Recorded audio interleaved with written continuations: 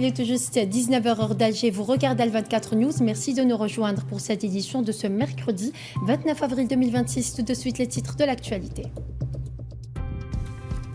Cessez-le-feu au Moyen-Orient, pas d'avancée entre les États-Unis et l'Iran. Les détails dans ce journal.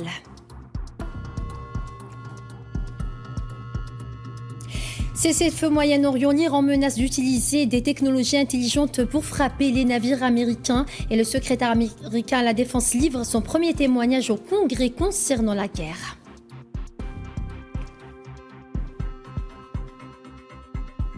Agression sioniste contre le Liban, le cessez-le-feu violé par l'entité sioniste en fait le point dans ce journal.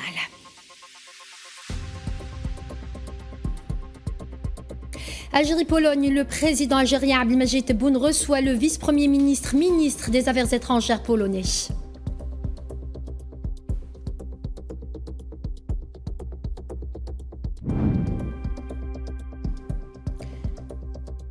Algérie, le Premier ministre Sifir Lieb procède à Tissimsit au lancement d'un projet d'unité de production de composants et accessoires plastiques pour automobiles et le Premier ministre inaugure également à Batna une unité d'assemblage de caisses frigorifiques pour camions.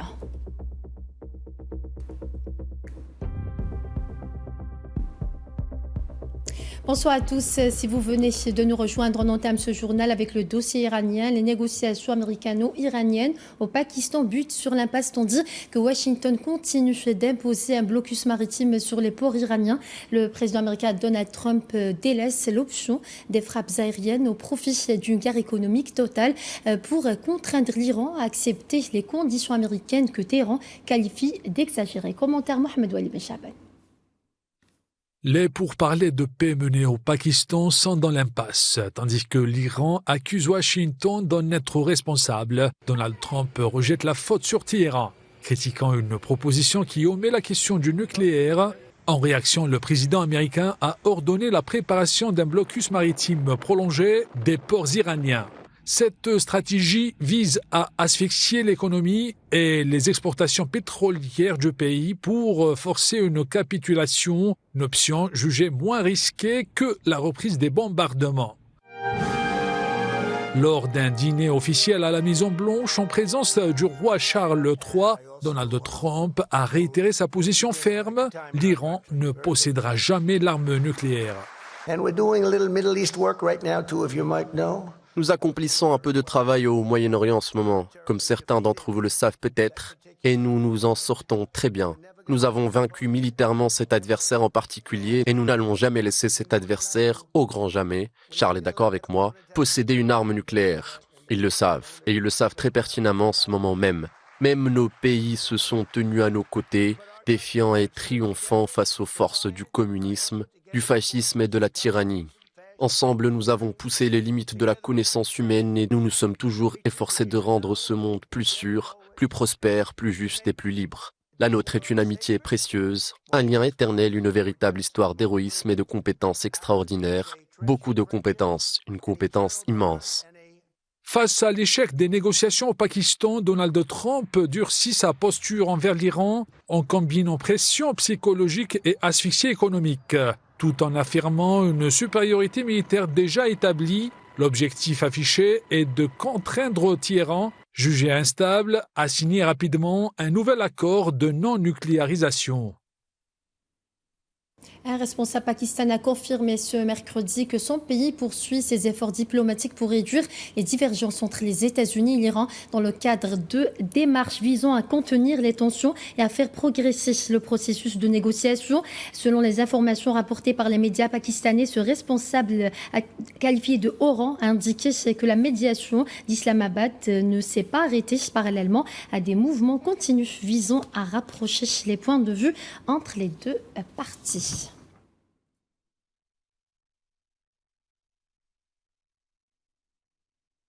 L'Iran a déposé une plainte officielle auprès du Conseil de sécurité des Nations Unies accusant les États-Unis de ce qu'il a qualifié d'acte de piraterie après la saisie de pétroliers iraniens en haute mer et réclame une condamnation internationale dans une lettre adressée par l'ambassadeur Amir Saad Iravani au Conseil de sécurité de l'ONU. Le responsable iranien a indiqué que les forces américaines s'étaient emparées par la force de 2 pétroliers, considérant cela comme une violation flagrante du droit international et de la Charte des Nations Unies.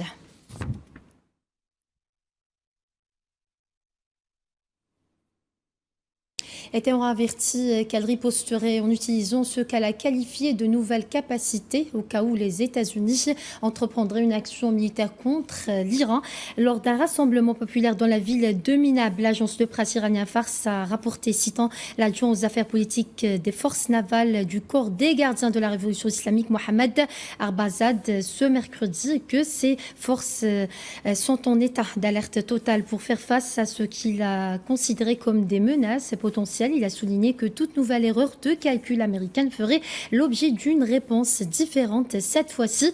Il a ajouté que ses capacités incluent ce qu'il a décrit comme le ciblage intelligent, affirmant que cela brûlerait les porte-avions gérants du régime américain et les mettrait hors service, selon l'agence.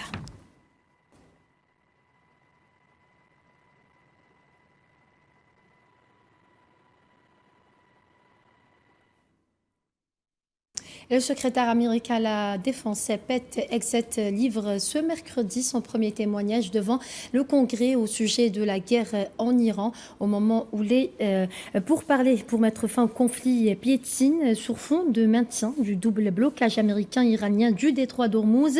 Hegseth, aux côtés du chef d'état-major interarmé des États-Unis, le général Dan Ken, fera face aux questions des membres de la Commission des forces armées de la Chambre des représentants, alors qu'il fait l'objet de vives critiques de la part de l'opposition démocrate.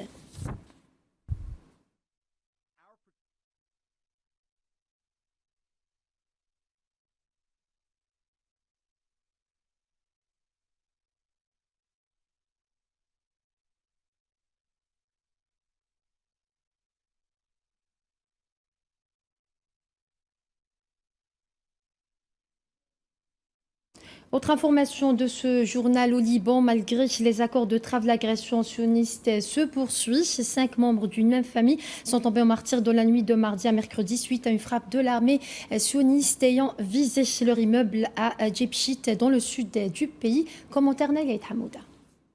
L'espoir d'un retour au calme anéanti face à la réalité des raids aériens sionistes. À Djibchit, dans le gouvernorat de Nabatiyeh, le réveil est celui de la douleur. Une frappe d'une violence extrême a réduit les habitations en poussière. Parmi les rescapés, le traumatisme est immense. On ne prévient pas avant de tuer, on frappe tout simplement. On a juste entendu la frappe, aucun bruit avant, rien du tout. On n'a rien entendu d'autre que le boom. Des pierres nous sont tombées dessus à l'intérieur, on était assis dans cette pièce-là près de la porte. Pour beaucoup, l'annonce de la trêve n'était qu'un piège macabre. Persuadés de pouvoir enfin regagner leur foyer en toute sécurité, des familles entières ont repris la route du sud avant d'être accueillies par le feu des missiles. Nous étions à Saïda, ils ont dit qu'il y avait un cessez-le-feu. Alors nous nous sommes rassemblés et nous sommes venus ici. Nous avons pensé vérifier l'état des maisons, nous avons constaté qu'elles étaient détruites ou gravement endommagées. Mais la barbarie sioniste ne s'est pas arrêtée à la population. L'entité sioniste a franchi un nouveau seuil de l'horreur en ciblant directement les équipes de sauvetage. À Majd al-Zoun, dans le district de Sour, 5 martyrs sont à déplorer, dont 3 secouristes de la protection civile libanaise, lâchement visés alors qu'ils tentaient d'extraire des blessés des décombres. La faim de sang de l'occupant ne semble épargner personne, y compris l'institution militaire. Près de Bint Jabeil, un soldat libanais et son frère ont été assassinés par une frappe alors qu'ils rentraient à moto. Un ciblage délibéré qui confirme que pour l'occupation, la trêve n'est qu'une opportunité pour ajuster ses cibles. Au-delà du bilan humain, ces frappes répétées après l'annonce d'un cessez-le-feu révèlent une stratégie claire, celle de l'érosion sécuritaire. En ciblant des secouristes, militaires et populations civiles, l'entité sioniste cherche à saboter toute tentative de stabilisation du Sud-Liban et à terroriser les populations pour empêcher le retour.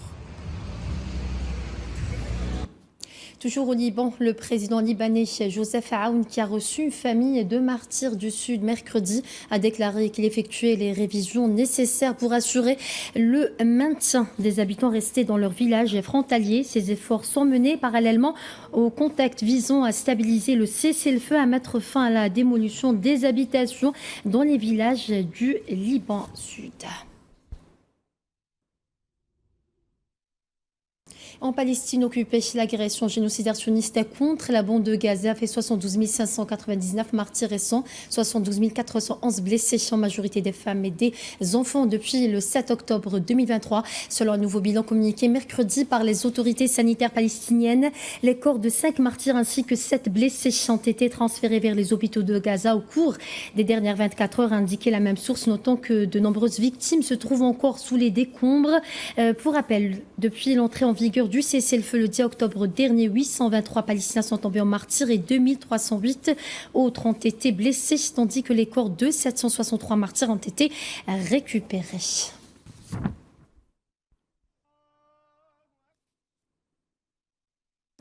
Autre actualité, le président algérien Abdelmadjid Tebboune a reçu le vice-premier ministre des Affaires étrangères de la République de Pologne, Radosław Sikorski, et sa délégation ont également assisté à la rencontre. Ibrahim Mourad, ministre d'État chargé de l'inspection générale des services de l'État et des collectivités territoriales, Ahmed Attaf, ministre d'État chargé des Affaires étrangères de la Communauté nationale étrangère des Affaires africaines, Ammar Abba, conseiller du président de la République algérienne pour les affaires diplomatiques, et Mohamed Salah Ad-Din Bel'id, ambassadeur d'Algérie en République de Pologne.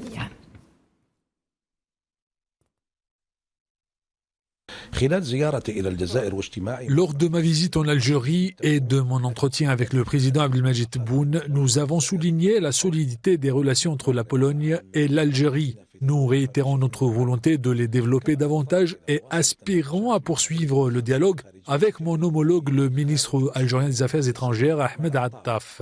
Cette démarche s'inscrit dans la continuité des échanges entamés à Varsovie en juin 2024. Il s'agit de la première visite d'un ministre des Affaires étrangères polonais en Algérie depuis 2017.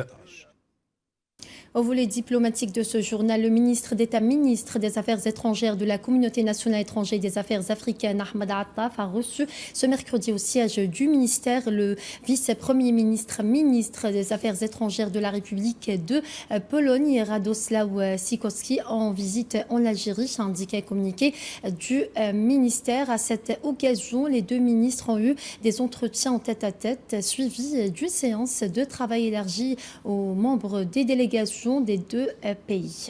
Cette rencontre a permis de procéder à une évaluation approfondie de l'état des relations bilatérales à la lumière des progrès accomplis dans la mise en œuvre des activités de coopération convenues lors de la visite officielle effectuée par le ministre Ahmed Attaf en République de Pologne en juin 2024, précise le communiqué.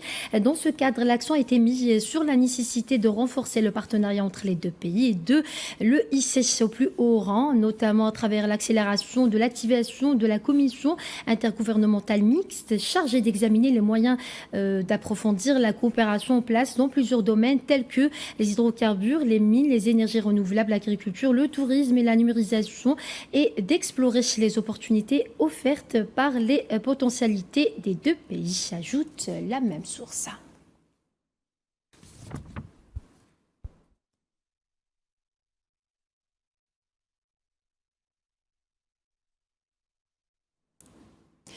Toujours en Algérie, le Premier ministre Seferi va procéder mercredi dans la wilaya de Tissemsit au lancement du projet d'une unité de production de composants et accessoires plastiques pour automobiles dans le cadre d'une visite de travail et d'inspection effectuée dans cette wilaya sur instruction du président de la République algérienne, Abdelmajid Tebboune. La cérémonie s'est déroulée en présence du ministre de l'Intérieur, des collectivités locales et des Transports, Saïd Sarioud, ainsi que du ministre de l'Industrie, Yahya Béchir. Le Premier ministre a procédé à une visite du projet, a écouté un exposé détaillé, notamment sur les différentes phases de sa réalisation.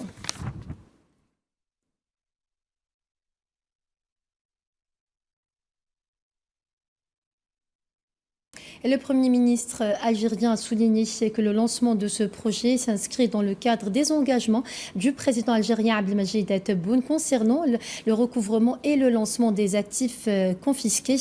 Dans des déclarations à la presse, il a indiqué que cette usine donnera un nouvel élan à l'industrie automobile algérienne. Nous avons assisté ensemble au lancement d'un projet qui s'inscrit dans le cadre des engagements du président de la République.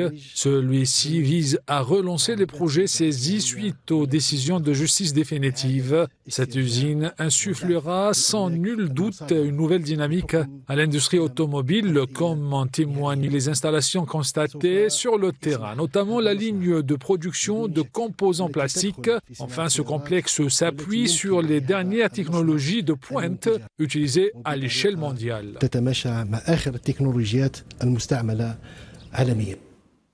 Et le Premier ministre algérien a affirmé la volonté de relancer une véritable industrie répondant aux besoins du marché intérieur et apportant une valeur ajoutée aux importations comme aux exportations, révélant que d'autres projets seront lancés prochainement. Cette initiative vise à renforcer le tissu économique national, plus particulièrement dans l'industrie automobile. Elle marque également une transition progressive et étudiée pour s'éloigner du modèle des usines de gonflage de pneus.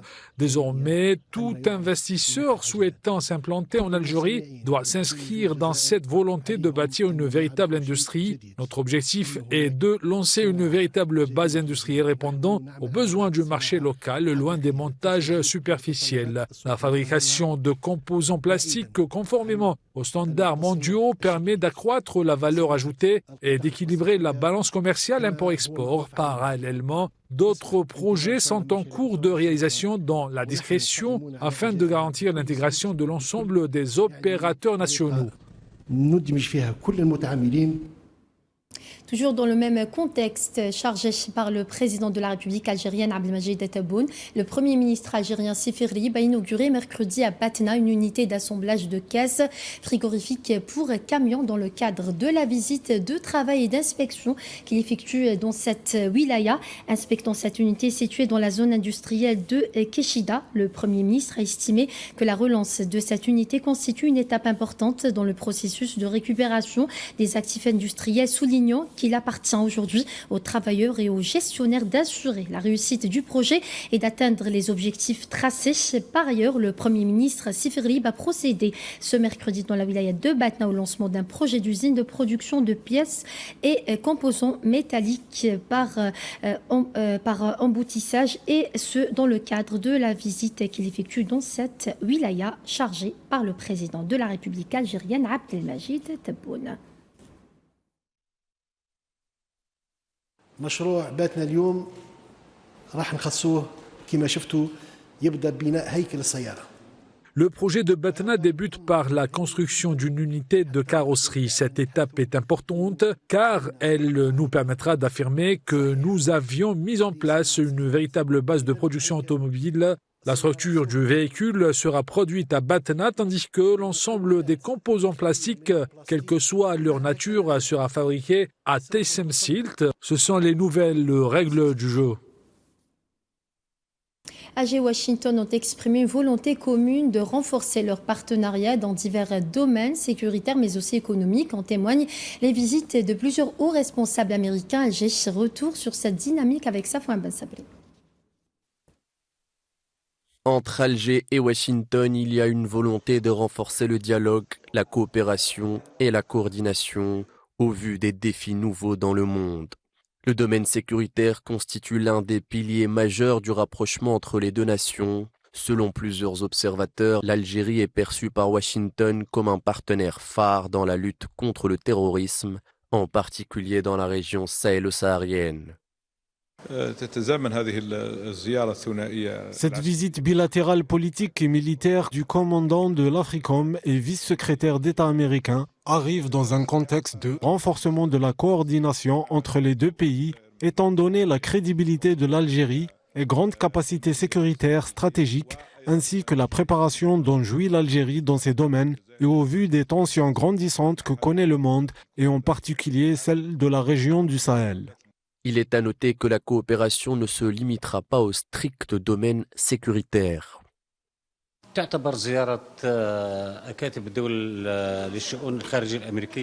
visite d'un haut responsable américain témoigne de plusieurs messages. L'Algérie est un partenaire de confiance pour tous partenariats économiques, que l'Algérie est un pays central dans le bassin méditerranéen et contribue à la sécurité et la stabilité de la région pour une nation telle que les États-Unis d'Amérique.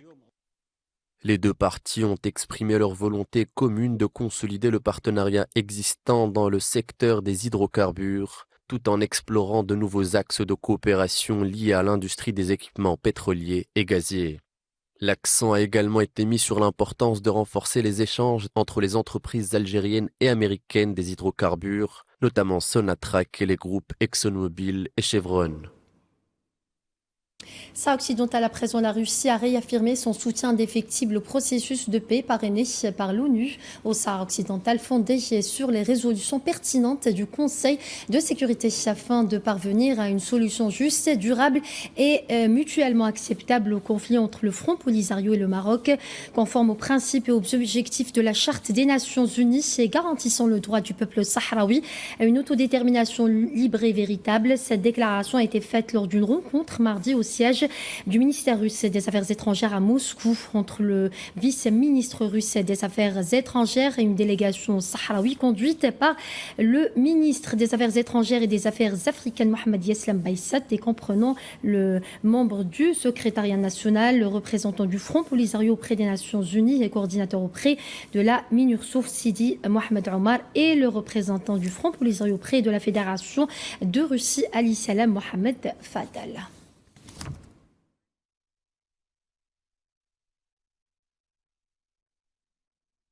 Coup d'envoi aujourd'hui pour Opération 54, un périple à travers l'Algérie porté par deux participants, Belkacem et Farid, partis à la rencontre d'un pays en pleine transformation. Iman Merad était présente pour nous à cet événement. Regardez.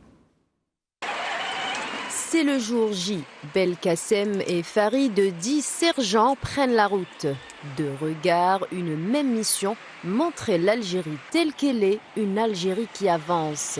Sur le terrain d'Alger à Biskra, ils iront à la rencontre de celles et de ceux qui font l'économie réelle. Des artisans, des entrepreneurs, des agriculteurs, entre tradition et modernité, dans les champs, dans les ateliers, on parlera de rendement, d'innovation, d'adaptation. En tant que binationaux, on arrive dans les villes, nos villes natales, on a tendance à rester dans nos villes. Et là, on va pouvoir, à travers nos réseaux, sortir on va pouvoir, à travers nos réseaux, sortir dans cette zone de confort et le montrer aux yeux du monde, dans l'international. Une dynamique est là, discrète parfois, mais bien réelle. Des entrepreneurs qui pensent déjà à l'export, des entreprises qui cherchent des partenaires, un écosystème en mouvement. Le principal à travers tout ça, c'est de montrer le positif qui est déjà là en Algérie au jour d'aujourd'hui et le montrer aux yeux du monde et surtout la jeunesse, parce que c'est ça qui nous importe aussi à travers nos réseaux. On a une grosse visibilité par rapport à ça. Les ramener ici et qu'ils se concentrent sur l'énergie qu'ils ont pour pouvoir justement investir ici en Algérie. Car au cœur d'Opération 54, il y a cette idée, relier. C'est un pont concret entre l'Afrique et l'Europe. Transformer les rencontres entre opportunités et les idées en projets. Mais le voyage ne s'arrête pas à l'économie. Changement de rythme, le paysage basculera vers le vert, laissera la place à l'ocre, le bruit s'effacera, direction les portes du désert algérien. Belkacem et Farid vont poursuivre leur immersion. Autrement, une deuxième expérience va commencer plus intimes, plus silencieuses. Des séjours de déconnexion pensés pour rompre avec un quotidien souvent saturé. Nous allons sillonner l'Algérie à la rencontre du monde artisanal. Deux temporalités, deux visions complémentaires. Montrer une Algérie telle qu'elle est, une Algérie qui produit et une Algérie qui apaise. Opération 54 débute aujourd'hui, un voyage entre performance et équilibre avec au bout de la route une ambition, changer les regards. Un mot de culture avant de clôturer ce journal. Le Festival international du film méditerranéen d'Annaba poursuit son programme avec une sélection marquée par la diversité des œuvres et la richesse des thématiques abordées. Parmi les projections de cette édition, le film Khet Ar-Rouh qui a été présenté en avant-première mondiale, suscitant un vif intérêt auprès du public, porté par de jeunes comédiens et une histoire profondément humaine. Le film a été chaleureusement accueilli dans la salle. Retour sur cet événement avec notre envoyé spécial à Annaba Flahileli. À Annaba, le Festival international du film méditerranéen a accueilli l'avant-première du film Khet Ar-Rouh, présenté pour la première fois devant le public algérien.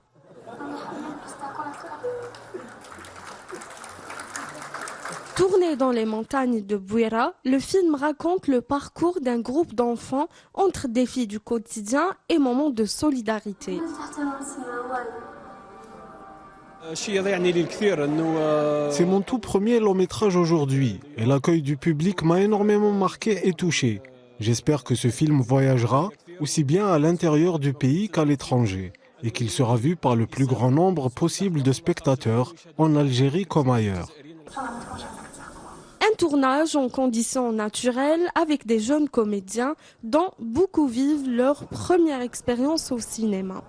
Tellement contente, j'étais émue. Le fait que j'ai vu la projection pour la première fois aussi à côté du public, j'ai vu les réactions تاعهم, j'ai vu comment ils étaient aussi émus, les séquences تاع الضحك ضحكهم, les séquences تاع البكا بكاوهم. Et c'est ça notre devoir autant que comédien. C'est vraiment un film qui tient énormément à mes yeux. Et donc le voir le jour au Festival méditerranéen de Annaba, qui est très prestigieux. Le public a adoré, le public de Annaba. C'est la première fois que je viens à Annaba. Et franchement, le public, il a été au rendez-vous. Une aventure humaine forte, partagée avec le réalisateur Youssef Mahsez, qui a marqué l'ensemble des participants.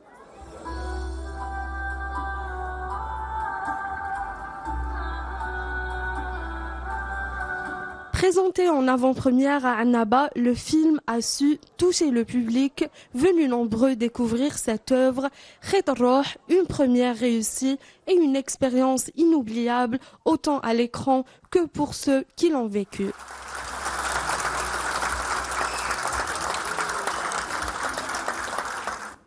Et voilà, c'est ainsi que s'achève ce journal. Excellente soirée à tous, à demain.